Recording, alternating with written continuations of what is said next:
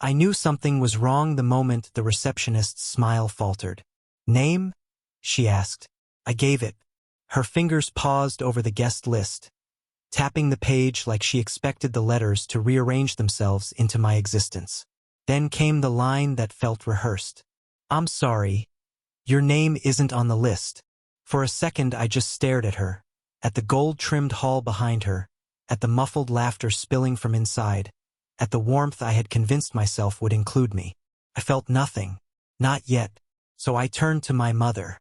She stood a few feet away, adjusting her pearl necklace like a woman preparing for applause. When our eyes met, she smirked.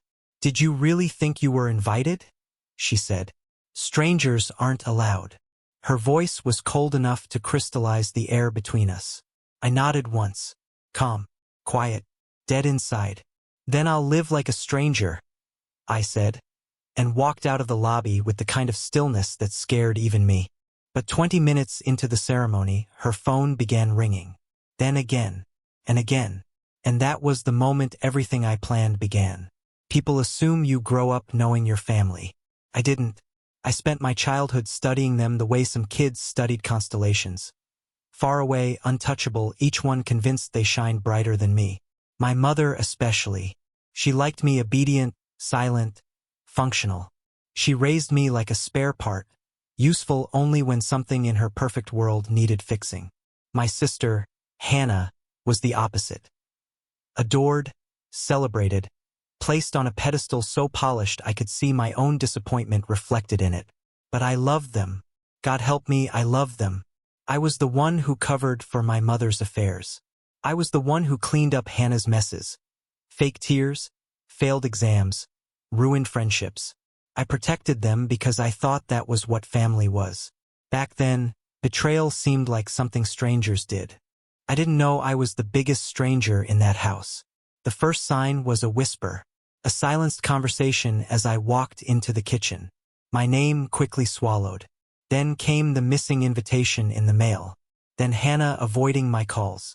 Then relatives asking why I wasn't helping with the wedding. Then my mother's tight smile whenever the subject came up. The final proof came a week before the wedding. I overheard them, my mother and Hannah, laughing in the dining room. "She'll expect to be invited," Hannah said.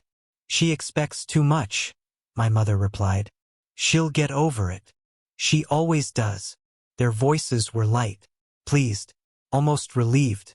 That's when something inside me shifted. Not shattered, no, shattering is noisy, desperate. This was silent, clean, precise. I realized they didn't see me as family. Fine. I would stop acting like one.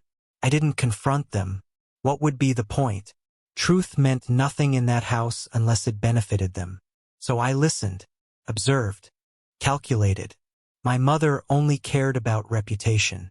Hannah only cared about attention. Their weak spots weren't hidden.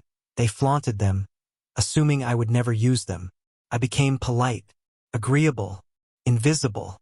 People underestimate ghosts. I started gathering everything they discarded in plain sight. Texts, debts, favors they owed people, secrets whispered to the wrong ears. I didn't need to twist anything. The truth was poisonous enough. And then I found the perfect match to light. The venue. It was paid for by Hannah's fiancé's family. Very traditional, very strict, and very unaware of the skeletons rattling inside my mother's closet. One in particular, a financial one, criminal one, and one that, if known, would collapse not just the wedding but the engagement, the friendships, the facade my mother spent decades polishing.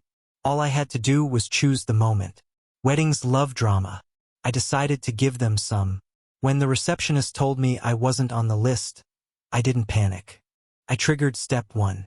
Before walking away, I sent a single message to the fiancé's father, a man who prized order the way surgeons prize clean instruments. "Hi, this is something you should see before the ceremony. I'm sorry." Attached were documents my mother thought she had burned years ago. Fraud, embezzlement, lies that could ruin his company if associated with his family. The kind of thing that makes a father reconsider a marriage. Then I turned off my phone and walked out through the back exit. Step 2 handled itself. My mother's phone rang once, twice, then nonstop, just as the vows began. Because the father didn't call me. He called her. He called the venue. He called the wedding planner. He called the groom. And by the time my mother answered, the truth was already multiplying faster than she could lie. Someone ran down the aisle. Voices rose. Hannah's groom pulled his hand away from hers, face pale, eyes confused and disgusted. The ceremony cracked open like ice under a single, well-placed blade. I didn't see the chaos. I didn't need to.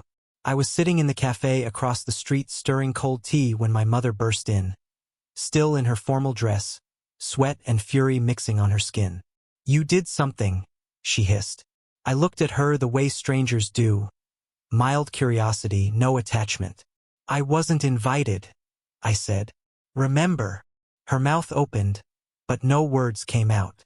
She wasn't used to powerlessness. That made it beautiful. "You destroyed your sister's wedding." "No," I said softly. "You did. I just stopped cleaning up after you." She stared at me like she finally saw the danger she had raised. And I let her.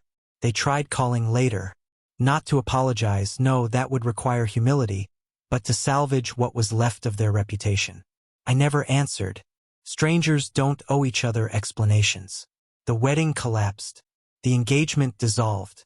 And for the first time, they faced the consequences of their own actions without me shielding them.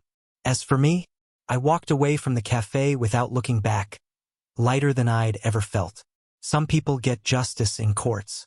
I got mine in silence. And silence, I learned, is the loudest revenge of all.